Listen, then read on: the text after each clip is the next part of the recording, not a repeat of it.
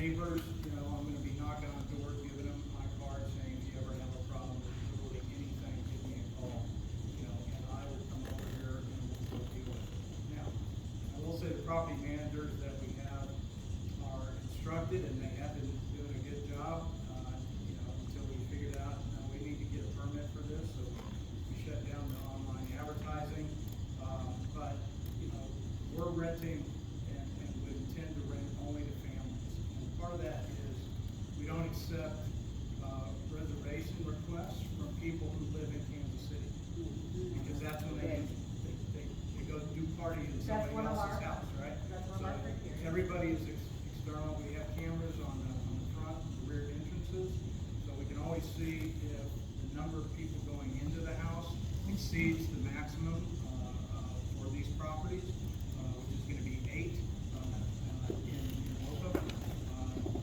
And so, you know, we're wanting to hold ourselves to that standard, which I think is reasonable. And we're going to commit to it and invest in it. Yes, sir. How does operating a short-term rental add value to the neighborhood? And how does operating a short-term rental add value to the neighborhood, given that it displaces a full-time resident? I would say it's in the purchase price of the house. So, you know, if you have, I mean, you already have houses that are being run as businesses as long-term rentals. Okay, so anybody who's investing in a property, they're going to look at what those metrics are, and if they can justify a higher price because they can still meet that margin, then, you know, that's going to lift the value of the house and all the houses surrounding it.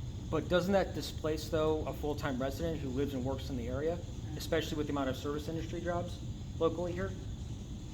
So the house would be available for purchase for anybody, right? And then if it's bought by a short-term rental landlord, they don't have an advantage over a person who would be a owner-occupied.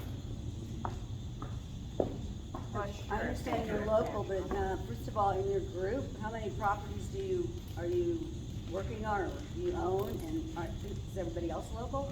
I'm an investor in 2 properties. The other one is in the river market. Yeah, but in your group itself, are they from out of town, or, you know? Yes, yeah. So they're from out of town and they're buying up lots of properties, and you're their local guy. 2 friends of mine who San Diego? Could you understand that people are kind of wanting to limit how many of these properties we could have on the block? I mean, listen, I've been doing Airbnb in my house with an extra room since 2014. I meet great people, I've gone to Italy, but I'm also a realtor, and you are taking up properties from people that can afford them, because we're one of the last affordable neighborhoods left. So. Yeah, I'm not really familiar with the argument. I mean, there's a market of available properties, and obviously anybody who wants to buy them can compete and try to buy them. So I don't really, I mean, I'm not a Cash economics offers. major that way. Cash offers, yeah. It's a free market. They know it. It's an investment property. Yeah. It's an investment, Yeah. whether they want to invest to own or whether they want to invest Right. like You know, I do know that there's a very high demand for rental properties, and so, you know, I mean, By the only who? reason I'm even standing here is because the market is willing to, rent properties for various periods of time. Are you representing all short-term rentals? No, I'm confused he's of just here for the I just- relationship between the 3 in question here, given that they're from different states. Yeah. But you're representing, okay, but 2. But I don't know who Mr. Anderson is, but you're representing both of those, right? So I'm What trying is to that explain your- relationship? I'll tell you my relationship. I am a part owner in the property on Jarvis, okay? The terrace property, I have taken on responsibility for the exterior management or maintenance of that property, because they have problems, okay? So I do know those individuals, but I am not an investor in the terrace, okay? But the same rule applies relative to my own availability. If there's any issue at the terrace property, I am available. So if there was another special use permit that was trying to be applied for, I understand we have to have these meetings, right, for each one. Yeah. Are you going to be representing the interest of that owner? Or is that going to be from the owner themselves? Alex. Of Jarvis. No, I'm saying if I wanted to apply for a special use permit in West Plaza, right? Would I be going through you then for this, or would I be having the special meeting for myself? Alex, did you hear? This is one Julie particular- Jennings, yes, I did. I'm trying to Okay. clarify. I apologize. No, short-term rental is a city function. You get a special use permit from the city of Kansas City, Missouri. Correct. As a condition of a short-term rental, you have to have a public engagement meeting. We are asking owners, managers, and their representatives to join the neighborhood association, to participate in this committee that we are forming, that we are having our first meeting on October 18th. You're in the hall, so you can hear me say all that. And they have joined the committee. You have been invited to join the committee. You have been invited to come to the meeting on the 18th. So it's my understanding that they're applying for the special use permit because they can't get the type 2 year-round permit. Is that correct? So, I think I know where he's going, I can explain this. So, I know a lot about So this. I we- apologize. so when you go to get a short-term rental permit, there's several steps you take through the city. And one of those is to get, that you can get 55% of the Exactly. immediate neighbor's Yep, permission. adjacent These two neighbor did not- consent. We did not get Correct. 55%. So there's this backdoor special use The permit third that we're I going had, to. we did get the consents. Right. So these, we come through the neighborhood for the neighborhood engagement meeting, and then we have special use permit meetings with the city plan commission. Right. So scheduled it seems to maybe me, 3 weeks. why are we even going that next step? If the adjacent owners don't want this in their neighborhood, it shouldn't be in the neighborhood. But Alex, It's a city rule. I mean, I understand what you're saying. And I'm aware of the city and their ordinances and the failure of 88321 as it stands now, right? I'm just calling that out. And I don't think that should be happening. If you don't get adjacent owner consent, you should not be operating a short-term rental. Good point. Here he is. West Plaza does not want this, or nor does it need it. The deal is you have to mail to at the city, the address the city has on file, and I probably got half of those letters back. You know, it's And one of the, regardless of how you feel about the situation, as an observer, part of the challenge is reaching out and making an attempt to have a conversation or to send a letter and getting no response back and having no way to contact. I completely understand, and I understand it's business, but, and I don't, you guys might have other questions, but I'll leave it with this. Would you personally want to live next to a short-term rental? I wouldn't mind, as long as it was managed properly. And I would hold the owners accountable. and I live next to every one of mine. You get to be the But you police. know who lives there, and you know who's occupying and staying there. We Yes. don't know. That's what I'm getting at. Well, There- that's why There's a we're having difference. this conversation, Alex. That's why we are bringing them in, so that we know who owns it, and if there's a problem. He means the people coming in every week or Right. two, or And they are the renters, screened. the renters. Right. And they I are can't screened. develop a relationship with somebody in 2 days and then have to, And then they and they leave. leave, and then you have to restart the whole process over again. I'm just saying, it's different. If you live next to one, you don't know who they are, Julie, right? It works for you. you're the owner. You could have the same problem with conventional renters. You could have the same. But the issues, have- but the issues that happen with long-term rentals can be addressed, and you get to know your neighbor. Exactly. Night limit on each that, are you going to, basically what I'm asking, are you just on that rate? We don't have an interest in one night, to be honest with you. They can get a button in the The door. cost to turn them over is not worth a one-night rental. Yeah, so it's really, when we have had these, typically in the three, we get a lot of them in that 2 to 3 day range, and then we get another batch that are in more of a whole week. So, But ones are more difficult. so to speak to your last comment, we live next door to a duplex that has 2 long-term rentals. And then we live next door to a short-term rental house.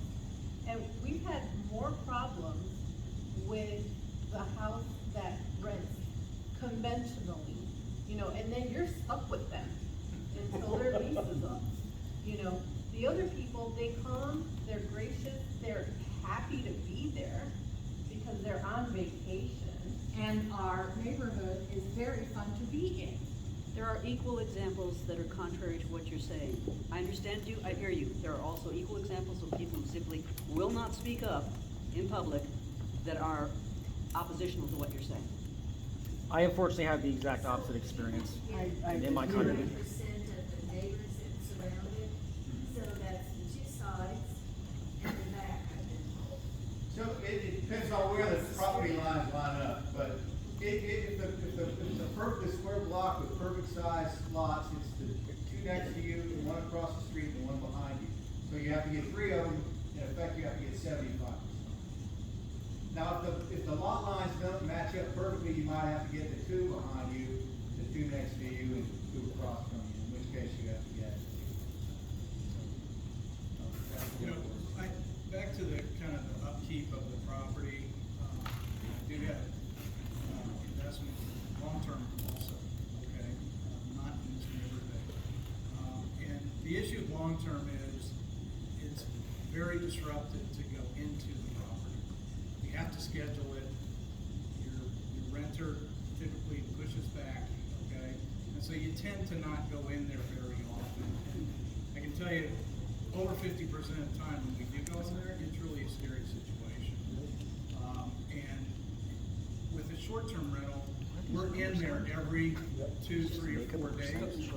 If there's destruction of property that's going on, I mean, we're gonna be able to see it, you know, obviously at a much greater frequency and be able to deal with that. If you take that situation over 1 or 2 period of time, you know, I do believe that the quality of the property on the short-term rental side is gonna be higher because you can catch those issues faster and repair them. It's because you're having more issues. Just don't. I'd just like to say that the city is making it more difficult for long-term rentals because they have a right to counsel.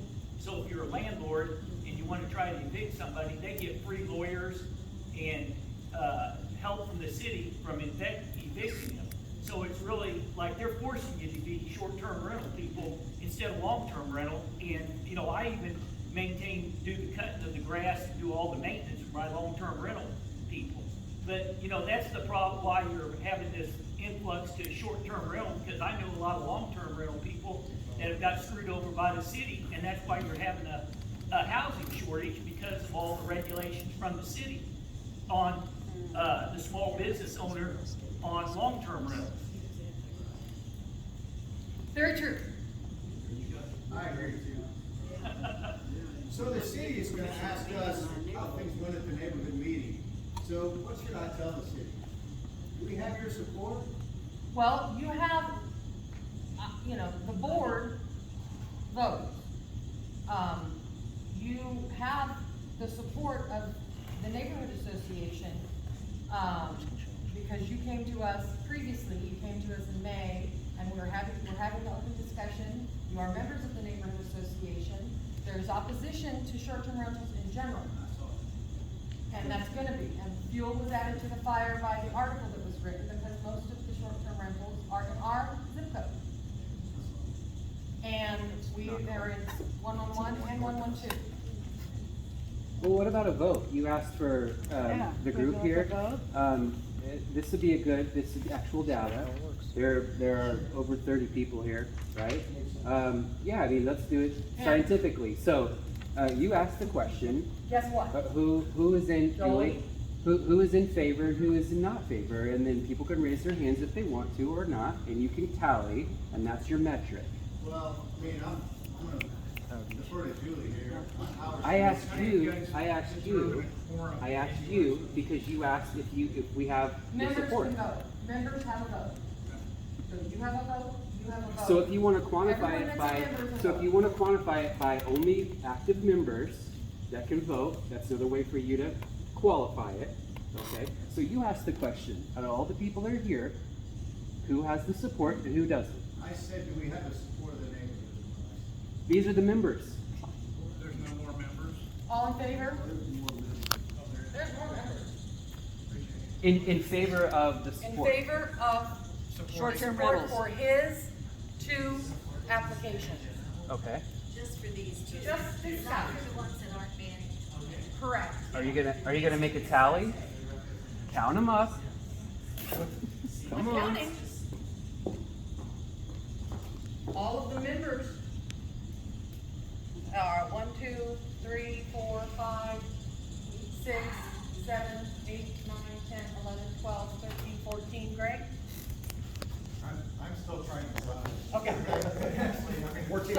14.5. Opposed?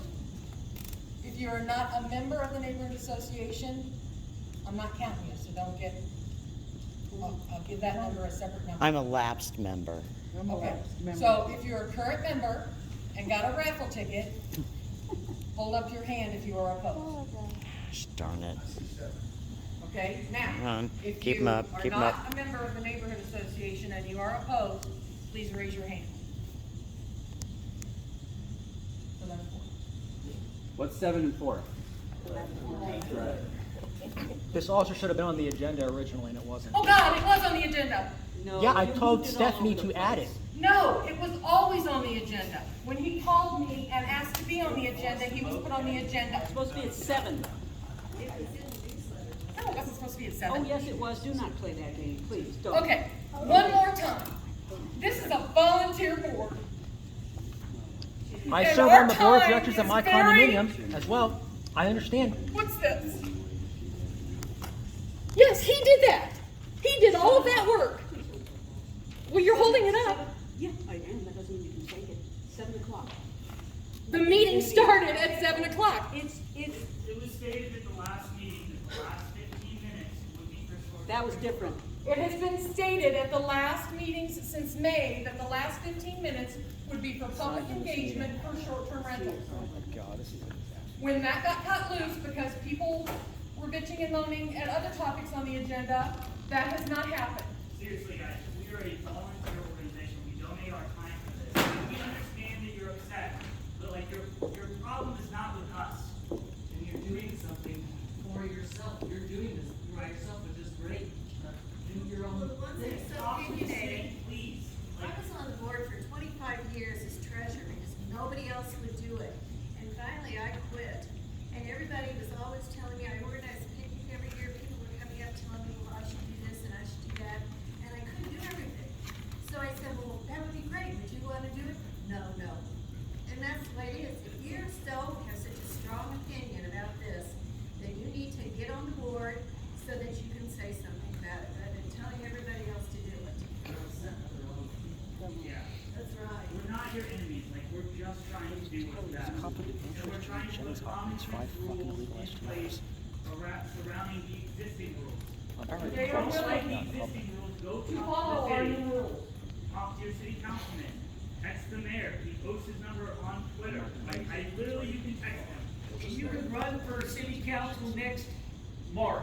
If you don't like it, run for office. And the people that aren't members, pay $15 to support. I don't know, I think we're just neighbors trying to have a voice, that's all, no hard feelings. Right.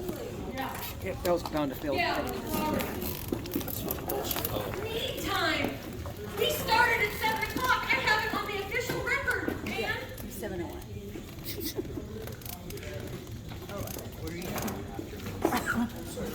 And I'm so sorry. You put